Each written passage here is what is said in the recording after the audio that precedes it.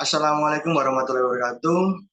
Di sini saya Rino Setiawan dari Universitas Muhammadiyah Surabaya dari Prodi Manajemen Sore dengan NIM 2020 122 1080. Di sini saya membuat vlog untuk tugas UAS teori pengambilan keputusan.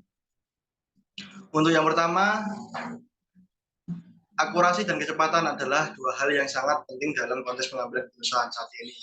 Dan di masa yang akan datang, analisa dan jelaskan maksud pernyataan tersebut. Yang pertama untuk akurasi. Akurasi merujuk pada tingkat kebenaran atau ke keandalan suatu informasi atau hasil pengukuran. Dalam konteks pengambilan keputusan, akurasi menjadi sangat penting karena keputusan yang diambil didasarkan pada informasi yang akurat.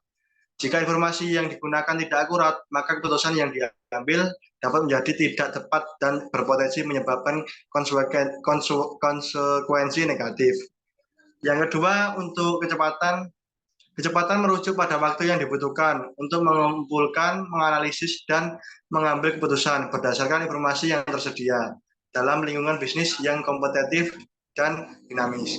Kecepatan pengambilan keputusan dapat memberikan keuntungan kompetitif. Selanjutnya soal nomor 2.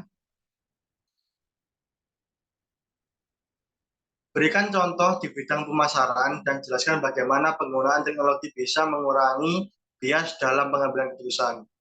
Mengenai bagaimana penggunaan teknologi bisa mengurangi bias dalam pengambilan keputusan, secara umum keunggulan yang bisa diberikan dengan pemanfaatan teknologi informasi dalam proses pengambilan keputusan adalah proses berkomunikasi makin cepat dan tidak terbatas ruang atau wilayah sehingga meningkatkan aksesibilitas data yang tersaji secara tepat waktu dan akurat.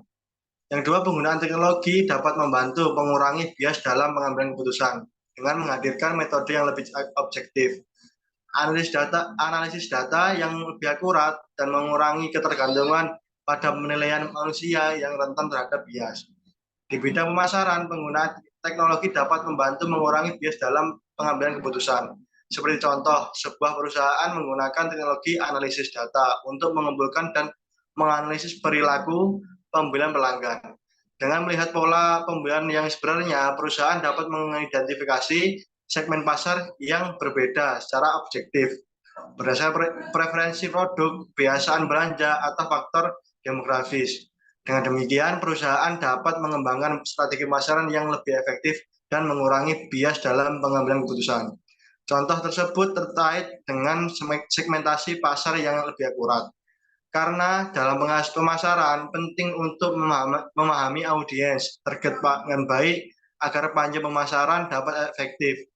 Teknologi seperti analisis data dan kecerdasan pembuatan dapat membantu mengumpulkan dan menganalisis data pelanggan secara lebih akurat. Dengan mengidentifikasi pola dan karakteristik yang relevan, teknologi dapat membantu mengurangi bias dalam pengelompokan pelanggan menjadi segmen pasar yang lebih akurat berdasarkan data objektif dan bukti daripada asumsi atau prasangka. Soal yang ketiga,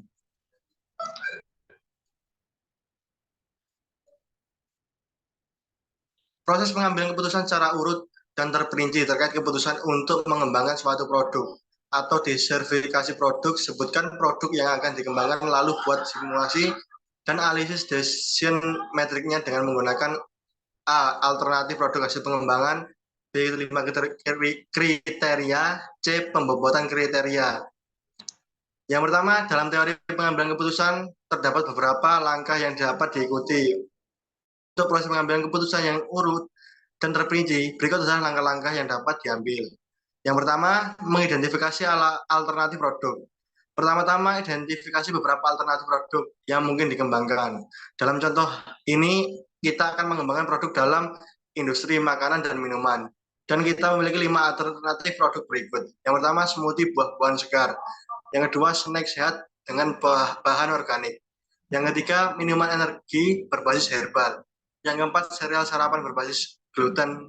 Yang kelima, makanan ringan berbahan dasar nabati. Langkah yang kedua, menentukan kriteria. Selanjutnya, tentukan kriteria yang akan digunakan.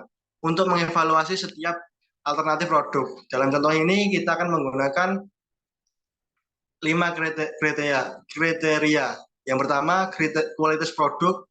Yang kedua, potensi pasar. Yang ketiga, keberlanjutan dan kepedulian lingkungan. Yang keempat, ketersediaan bahan baku. Yang kelima, potensi keuntungan. Untuk langkah ketiga, pembobotan kriteria. Setelah menentukan kriteria,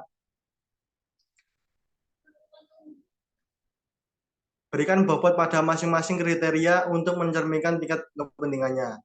Pembobotan kriteria ini harus didasarkan pada pertimbangan nasional dan strategis. Berikut adalah contoh pembobotan kriteria dalam skala 1 sampai 10. Yang pertama, kualitas produk dengan bobot 8. Kualitas produk menjadi faktor utama karena akan mempengaruhi kepuasan dan citra merek. Yang kedua, potensi pasar dengan bobot 7. Potensi pasar menjadi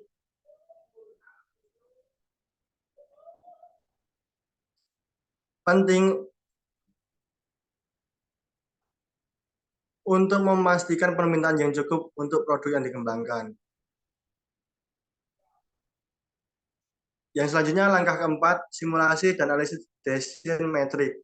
Setelah menemukan bobot kriteria, buatlah decision metric untuk membandingkan setiap alternatif produk berdasarkan kriteria yang ditentukan. Sekian untuk jawaban dari saya, kurang lebihnya mohon maaf. Karena hanya itu yang bisa saya sampaikan.